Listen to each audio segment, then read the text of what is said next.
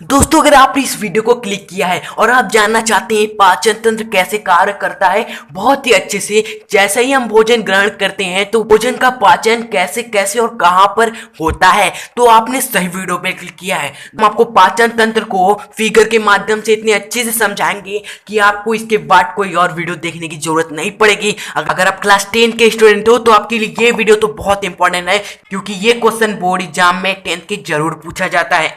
दोस्तों, ये वीडियो आपको एग्जाम में फुल मार्क्स दिलाएगी, तो वीडियो को लास्ट तक जरूर देखिए। 8 से 10 मिनट की ये वीडियो है जो आपको पाचन तंत्र के बारे में बिल्कुल अच्छे से समझाएगी। तो चलिए, क्यों कर रहे हैं आप वेट, चलिए आज का ये वीडियो स्टार्ट करते हैं।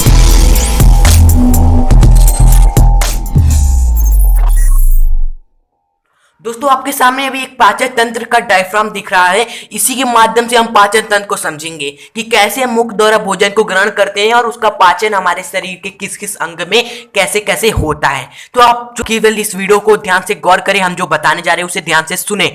तो देखिए दोस्तों, ये हमने भोजन लिया और हम क्या करते हैं, भोजन को मुख के माध्यम से ग्रहण करते हैं। तो आप ये जानिए दोस्तों, जैसे ही हम भोजन मुख में ग्रहण करते हैं तो उसका पाचन हमारे मुख में ही प्रारंभ हो जाता है। कैसे, आपको ये चीजें पता ही है। जैसे ही हम भोजन मुख में ग्रहण करते हैं तो दांतों द्वारा पहले हम उसे क्या करते हैं, छोटे छोटे भागों में कुतर देते हैं। फिर आपको मालूम है हमारे मुंह में लार पाया जाता है जो उस भोजन के कणों को और अधिक मुलायम कर देता है। मुलायम होने से क्या होता है दोस्तों, हमारा भोजन क्या होता है, आसानी से निगला जा सकता है, आसानी से हमारे शरीर के अंदर प्रवेश कर जाता है। तो अब हमारा क्या हुआ, देखिए आगे हम बढ़ते हैं। हमारा भोजन क्या हुआ, गले के पास से शरीर में प्रवेश करता है। तो जैसे ही देखिए दोस्तों, ये जो नली है इसी के माध्यम से हमारा क्या होता है, भोजन शरीर के अंदर जाता है और इस भाग पर क्या होता है, जाकर इकट्ठा हो जाता है, जो बड़ा भाग आप देख रहे हैं। तो दोस्तों, ये जो नली होती है इस नली का भी एक नाम होता है। जी हाँ दोस्तों, जो हमारे ग्रास को शरीर के अंदर ले जाती है उसी नली को हम क्या कहते हैं, ग्रास नली कहते हैं, जिसे आप शॉर्ट में ग्रसिका भी कह सकते हो। अब आगे बढ़ते हैं। हमारा भोजन क्या हुआ, ग्रास नली द्वारा यहाँ पर इस बड़े वाले भाग में क्या हुआ, इकट्ठा हो गया।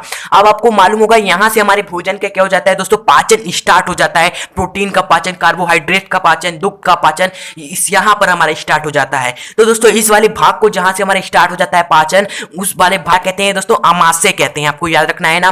तो दोस्तों, यहां पर हमारे भोजन का क्या होता है दोस्तों, पूरा पाचन नहीं होता है, आधा पाचन होता है, आधा या आंशिक रूप से भी आप कह सकते हो पाचन होता है। भाग में दोस्तों हमारे प्रोटीन, कार्बोहाइड्रेट, दुग्ध आदि का क्या होता है दोस्तों, आधा पाचन होता है, पूरा पाचन नहीं होता है। तो इसके बाद हमारा जो आधा पचा भोजन है या आंशिक रूप से पचित भोजन है वो हमारे इस वाले भाग में चला जाता है। यहाँ पर आप देख रहे हो जो ऐसे ऐसे करके बना हुआ है, उसे हम क्या कहते हैं, छोटी आंत कहते हैं, आपको मालूम ही होगा। आंत से आंशिक रूप से पचित भोजन छोटी आंत में आ जाता है और छोटी आंत में जो आंशिक रूप से यानी आधा पचा भोजन है वो पूरी तरह से दोस्तों क्या होता है, पच जाता है। अब आप बताइए कि छोटी आंत के बाद अब हमारा भोजन कहां पर जाता है। जी हाँ दोस्तों, आपने सही कहा, छोटी आंत के बाद हमारा आखिरी में ये लास्ट पाचन होता है, कहां पर, बड़ी आंत में, वहां पर प्रवेश करता है। तो भोजन में तो सभी चीजें क्या हुई दोस्तों, पच चुकी है। तो भोजन में बचा क्या है, जी हाँ दोस्तों, जल बचा हुआ है। तो उस भोजन से हमारा क्या करता है, बड़ी आंत क्या करता है, जल को अवशोषित कर लेता है, यानी कि भोज्य पदार्थ में जो भी जल है उसको सुखा लेता है, अवशोषण कर लेता है। जल का अवशोषण करने के बाद बड़ी आंत में जो कुछ भी बचता है वो सभी चीजें क्या होती है दोस्तों, उस बड़ी आंत के छोर पे, जिसको मलाद्वार कहते हैं, वहां पर इकट्ठा हो जाता है। तो भोजन का दोस्तों यहाँ पर हमारा पाचन क्या होता है, समाप्त हो जाता है।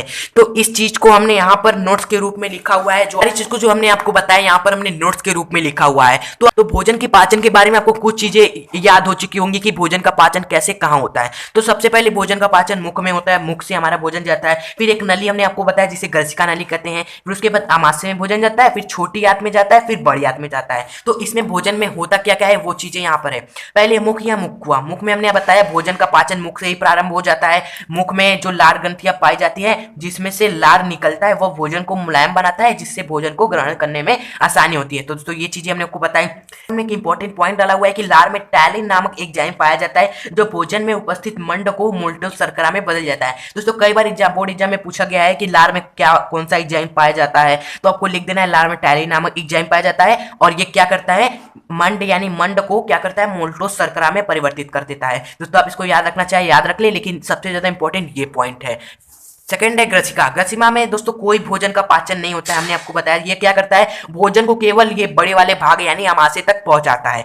उसके बाद थर्ड पॉइंट में है अमाशय। तो अमाशय में भोजन का पाचन होना प्रारंभ हो जाता है असली। तो यहाँ पर क्या होता है, अमाशय में जठर ग्रंथि पाई जाती है। कैसे होता है पाचन, जठर ग्रंथि पाई जाती है जिसमें से जठर रस निकलता है। अब उस जठर रस में दोस्तों तीन चीजें पाई जाती है, पहले हाइड्रोक्लोरिक अम्ल यानी HCl, दूसरा का पेप्सिन, तीसरा तथा रेनिन पाया जाता है। तो हाइड्रोक्लोरिक अम्ल क्या करता है, भोजन को अम्लीय माध्यम प्रदान करता है। नाम में ही है हाइड्रोक्लोरिक अम्ल, तो अम्ल क्या करेगा, भोजन को अम्लीय माध्यम प्रदान करेगा।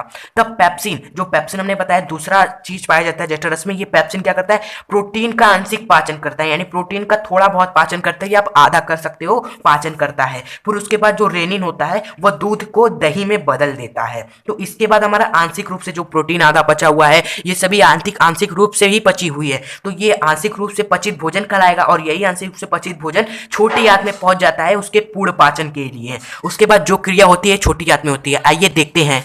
छोटी आंत जिसे क्षुद्रांत भी कहते हैं, इसमें क्या होता है, छोटी आंत में जब आंशिक रूप से पचात भोजन आ जाता है तो छोटी आंत में भी एक रस पाया जाता है जिसे आंतरी रस कहते हैं, तथा अग्नाशय रस का ट्रिप्सिन और क्राइमोट्रिप्सिन प्रोटीन का पूर्ण पाचन करता है। तो छोटी आंत में कौन सा रस है, आंतरी रस। और छोटी आंत के ऊपर वाला भाग जो हमने आपको बताया था, ये वाला भाग छोटा सा, वो अग्नाशय होता है, और अग्नाशय में जो अग्नाशय रस होता है उसमें ट्रिप्सिन और क्राइमोट्रिप्सिन पाया जाता है, जो छोटी आंत में आकर प्रोटीन का जो आंशिक रूप से पाचन हुआ है उसको पूर्ण पाचन कर देता है। और उसके बाद यकृत से स्रावी जो पित्त रस है, यकृत जो आप देख रहे हो यहाँ पे डायफ्राम में, यकृत से पित्त रस स्रावित होता है, और वो क्या करता है, छोटी आंत में आकर वसा का पूरा पाचन कर देता है। इससे भोजन का सबसे अधिक पाचन छोटी आंत में ही होता है। तो हमने आपको बताया सारा चीज क्या हुआ, प्रोटीन, वसा, ये सारी चीज का पाचन छोटी आंत में ही हुआ, इसलिए कहा जाता है कि छोटी आंत में ही भोजन का सबसे ज्यादा पाचन होता है। तो ये सारी चीजें जब पाचन हो गई भोजन का सभी चीजें, तो भोजन जब पूर्ण रूप से पचित हो गया तो उसके बाद जो भी जल बचा एवं भोज्य पदार्थ बचते हैं वो बड़ी आंत में पहुंच जाते हैं। तो हमने आपको पहले ही बताया था कि छोटी आंत की लंबाई बड़ी आंत से भी बड़ी होती है, भले ही नाम में उसका छोटा क्यों ना हो। अगला पॉइंट है बड़ी आंत, जो लास्ट पॉइंट है इसको भी समझ लेते हैं कि बड़ी आंत शेष बचे भोज्य पदार्थ को तो अवशोषण कर नहीं सकती, लेकिन वह उसमें से जल का अवशोषण कर लेती है। अब जो ठोस भोज्य पदार्थ होता है वो उसकी छोर पे यानी कि मल द्वार पर इकट्ठित हो जाता है, जिससे समय समय पर बाहर निकाल दिया जाता है। तो दोस्तों यहाँ पर बड़ी आंत में क्या होता है, जल अवशोषित कर लिया जाता है, हमने आपको बताया, और जल अवशोषण करने के बाद जो कुछ भी बचता है वो मल द्वार पर इकट्ठित हो जाता है और जिसे समय समय पर बाहर निकाल दिया जाता है। तो यहाँ पर पाचन की क्रिया पूर्ण होती है। तो दोस्तों ये रहे आपके सामने जो हमने आपको बताया उसके नोट्स, आप इसका स्क्रीनशॉट लेकर आप कॉपी में जरूर नोट करिएगा। दोस्तों यहाँ पर वीडियो को करते हैं अभी, आशा है आपको समझ में आई होगी। वीडियो अच्छी लगी तो प्लीज वीडियो को हमारी मेहनत के लिए एक लाइक करिएगा और अपने फ्रेंड्स को भी इस वीडियो को शेयर करें ताकि वो भी इस वीडियो का फायदा उठा सके। चैनल को सब्सक्राइब करना ना भूलें, क्योंकि ऐसे ही और भी नॉलेजफुल वीडियोस आपको मिलती रहे टाइम पर, उसके लिए सब्सक्राइब जरूर करें। अब मिलते हैं नेक्स्ट वीडियो के साथ, तब तक के लिए गुड बाय।